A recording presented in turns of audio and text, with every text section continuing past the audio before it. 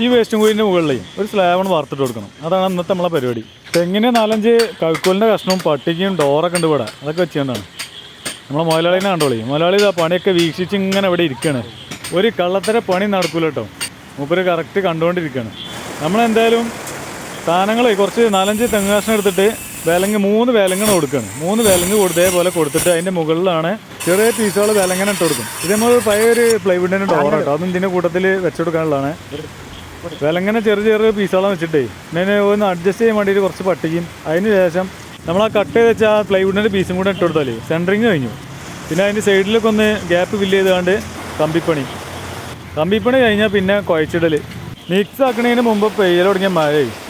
Concrete കൂട്ടിയത് മുഴുവൻ അങ്ങോട്ട് ചാറവോളം പെയ്തു. ചോട്ടുവണ്ടിയിൽ ചട്ടി കൊണ്ട് മുക്കിയെടുക്കണം. അവിടെ ബണ്ട് കെട്ടി നിർത്തിക്കുകയാണ്. അല്ലെങ്കിൽ ഫുള്ളായിട്ട് വലിച്ചണ പോകും. റോട്ടിൽ ചെറിയ കോൺക്രീറ്റ് റോട്ടിലാണ് മിക്സ് ആക്കിയിട്ടുണ്ടെങ്കിൽ അല്ലാതെ